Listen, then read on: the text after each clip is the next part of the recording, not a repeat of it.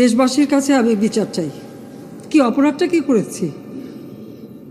বাংলাদেশ সেই 2008-এর বাংলাদেশ আর 2024-এর বাংলাদেশ তো এক না।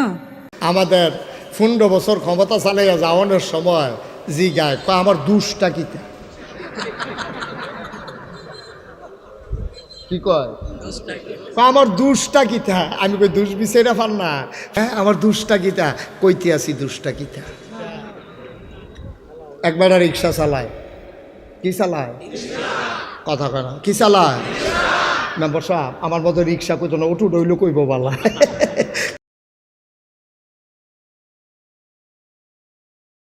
এই বাংলাদেশে ক্ষমতায় আসতে পারলে ক্ষমতা ছাড়তে চায় না, একদল বিদায় করতে পারলে আরেক দল আসার জন্য পাগল, ঠিক কিনা? দুইটাই লক্ষণ ভালো না, লক্ষণ একটাও ভালো না। ক্ষমতা গেলে ক্ষমতা ছাড়তে চায় না, আবার তারা তাড়াতাড়ি আসতে চায়। দুইটার একটাও লক্ষণ আব্বা ভালো না।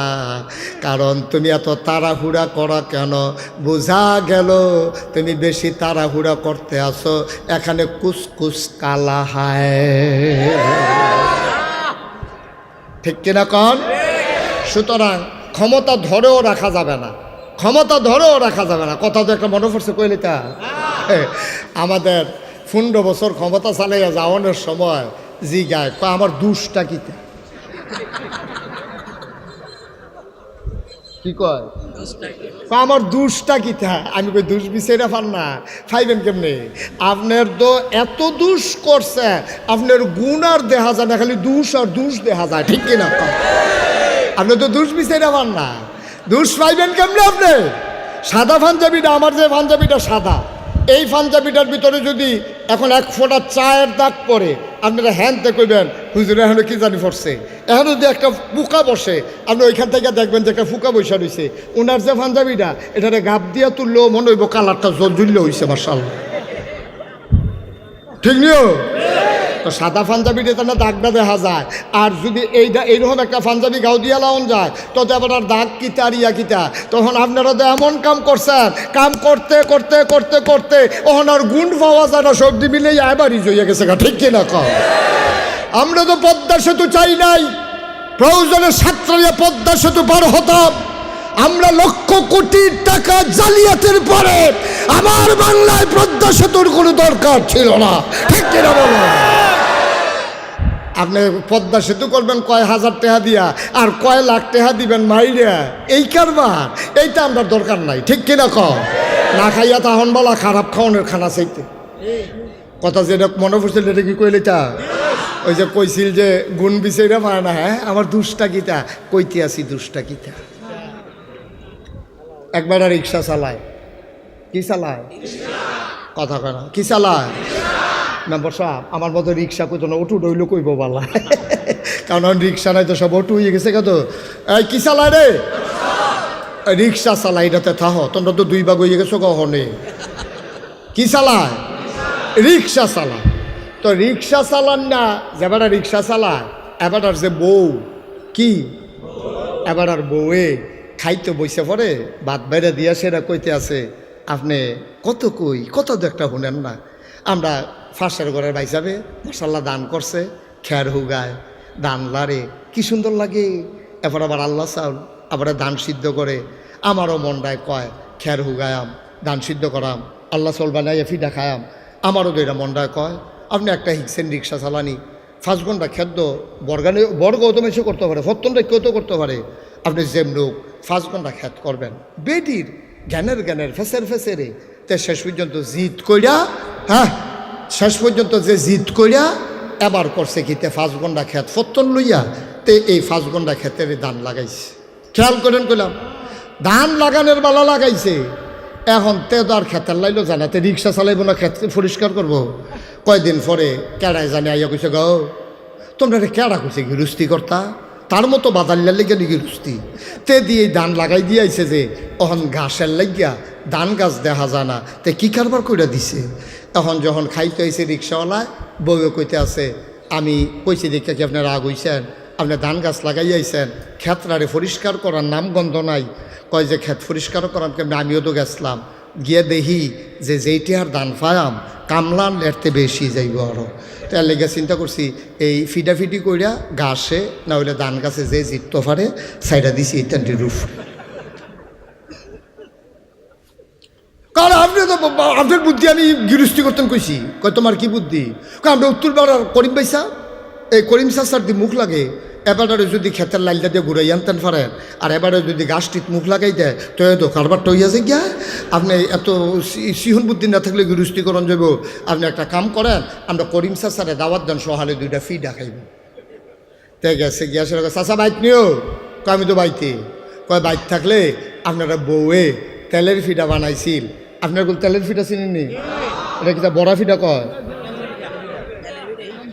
আরে তেলের ভিতরে যে সাইডা তো করে ফুলো কি তাহলে এটা কিতা তেলের ফিডা না এটা তো। আমি তো বলছি আমরা 2 রকম পুরা একরকম। কি ফিডা না? এই তেলের ফিডা এবিডিয়ে বানাইয়া জামাইরে বানাইছে করিম চাচার লাগিয়া, কয় আনতে রাস্তা দিয়ে আন না ক্ষেতের লাইনে দিয়ে আন না, বেডিয়ে বুদ্ধি দিয়ে দিছে। তে গিয়ে ডাক দিয়ে কইছে বাইতেও, কহ বাইতে তো।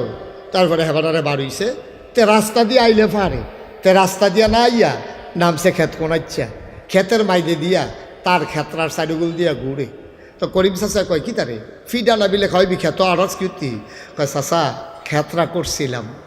এটা কি তোর? কয় হ।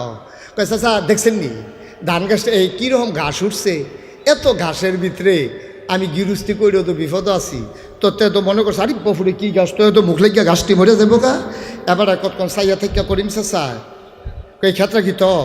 কয় হ। আরে আমিও তো চিন্তা করতেছি এত ঘাসের ভিতরে ধান গাছটি রইছে কেমন। এখন ঘাসের জায়গাত ঘাস রয়েছে, ধান গাছটি কতক্ষণের ভিতরে হয়ে গেছে। তো বাইতে আইসে দেখে যে হেগুল দিয়া মানুষে চিল্লা ফাল্লা ফুটে গেছে, তার ধান গাছ ঘাসের লেগে আর ধান গাছ দেখা যায় না।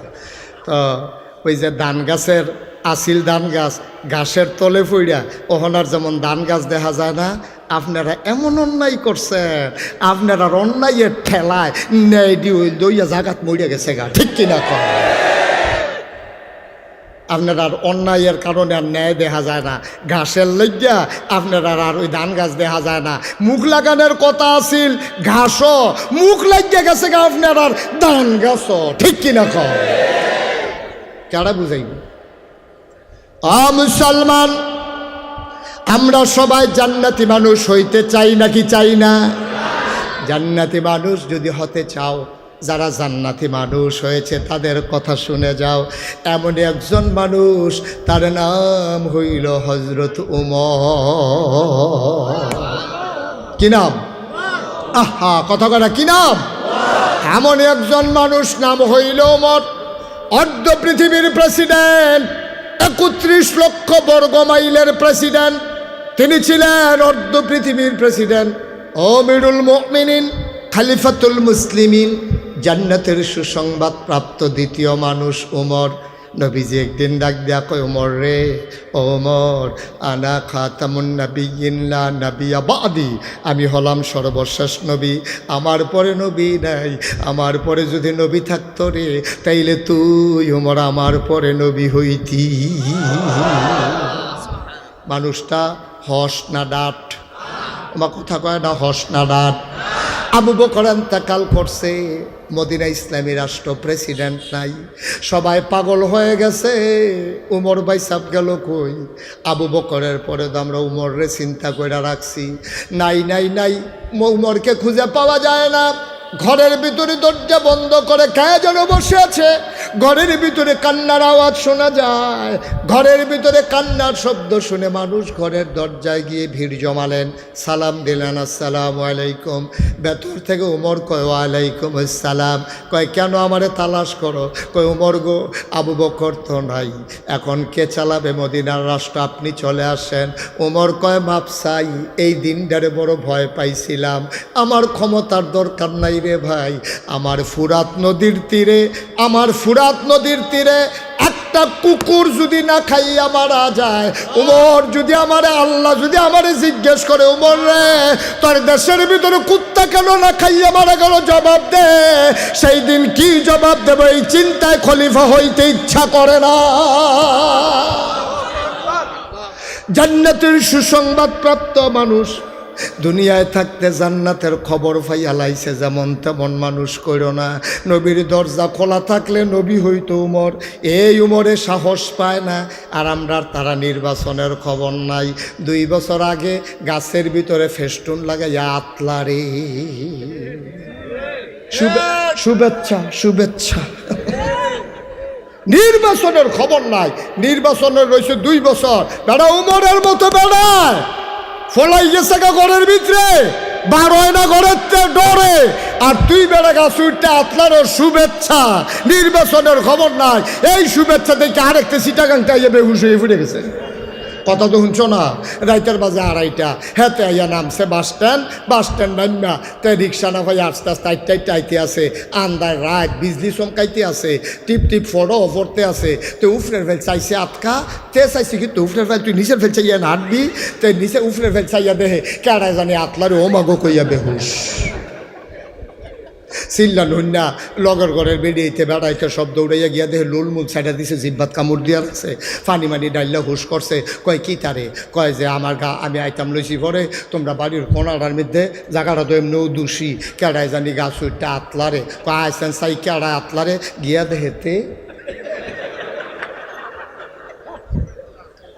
দেহেতে আতলারে। ওই যে নির্বাচন করবো, নির্বাচন। অসুভ তুই উফরে উঠটা যে বইয়া রয়েছ 2 বছর, হ্যাঁ তো দুপুরিয়া ফললে বাসবানি তুমি। ক্ষমতার লেগা কত পাগল, আর উমরে গিয়া বাইতে ভাগ্যা গেছে গা ক্ষমতা নি দেওয়ার লাগে। এটার নাম ইসলাম। কথা তো মাত্র শুরু হয় না, যে কথা লইয়া যাইবা বাইত মার হাবা কয় না রে। কি ইসলাম কারে কয় আর আমরা আছি কো? বেড়া কথা তো শেষ না রে। প্রত্যেকটা রাত্রে আসার নামাজ পড়ে দুগলা খায়, খাইয়া কয়েকটা মিনিট বিশ্রাম নেয়। আস্তে করে সবাই যখন ঘুমাই পড়ে ওমর উঠা যায়, একটা হাতের ভিতরে চামড়ার